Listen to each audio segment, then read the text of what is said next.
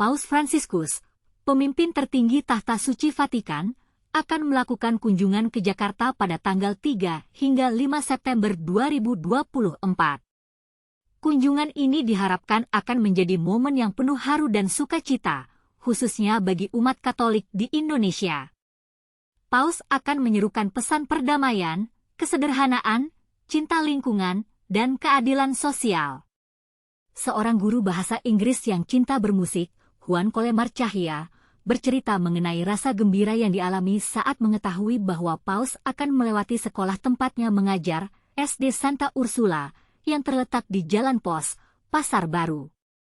Jaraknya cuma 1 belokan dari Gereja Katedral Jakarta dan Masjid Istiqlal, di mana sejumlah kegiatan Paus digelar. Anak-anak ekstrakurikuler Gambang Kromong di SD Santa Ursula telah berlatih 1 bulan lalu untuk menyambut Paus di katedral. Selain main angklung, mereka juga menyanyikan lagu berbahasa Italia dan Indonesia. 2 minggu sebelum kunjungan Paus, ada latihan bersama di Santa Ursula dengan penampil dari sekolah Katolik lainnya. Euforia menjalari hati Juan menjelang Misa Kudus di Gelora Bung Karno, GBK, pada Kamis, 5 September. Orang tuanya di Nabire, Papua Tengah, berpesan agar Juan membeli benda suci untuk dibawa ke misa. Hal ini supaya, ketika Paus memberi berkat, benediksi, saat penutupan ibadah, pengutusan, ada berkat yang bisa dimiliki dalam bentuk fisik. Cerita keikutsertaannya di Misa Akbar yang menerima 87.000 umat itu cukup dramatis. Awalnya, sekolahnya mengundi tiket untuk 2 guru SD saja. Namun, tiba-tiba ada penambahan kuota siswa SMP dan SMA yang dapat hadir di Stadion Madia, sehingga bertambah pula jumlah guru untuk menemani siswa-siswi ini dalam perjalanan bus.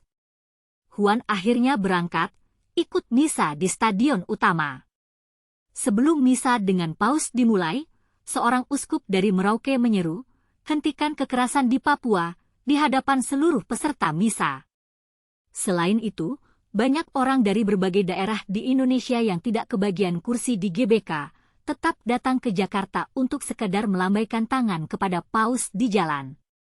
Juan tersentuh menyaksikan Paus berkeliling cukup dengan mobil Innova, duduk di kursi depan sambil membuka jendela dan melambaikan tangan.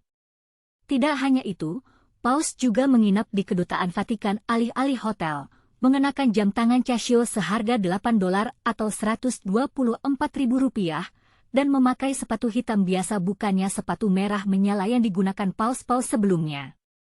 Berapa banyak keberuntungan yang dimiliki Juan saat bertemu dengan Paus Fransiskus kembali, setelah pertemuan pertama di Thailand pada tahun 2019? Suasana yang meriah saat Paus berkeliling di GBK dengan Pope Mobile, bersama dengan banyak orang Indonesia, menimbulkan rasa hati yang berkedip. Ada banyak pertanyaan yang muncul. Bagaimana dampak dari kunjungan Paus ini terhadap umat Katolik di Indonesia? Apakah tantangan yang dihadapi Paus dalam mengabarkan pesan-pesannya kepada masyarakat Indonesia yang beragam? Bagaimana tantangan lain yang dihadapi oleh Paus dalam melakukan kunjungan ke negara dengan mayoritas Muslim seperti Indonesia? Jawabannya, tidak dapat dipisahkan dari nilai-nilai yang disampaikan oleh Paus Fransiskus, yaitu perdamaian, kesederhanaan, cinta lingkungan, dan keadilan sosial. Paus ini dikenal sebagai orang yang walk the talk, yaitu mengimplementasikan nilai-nilai yang dikemukakan. Ini dijelaskan dari cara Paus berkeliling dengan mobil biasa, menginap di Kedutaan Vatikan, mengenakan jam tangan sederhana, dan memakai sepatu hitam biasa. Dalam melakukan kunjungan ke Indonesia, tentu saja Paus akan menghadapi tantangan besar.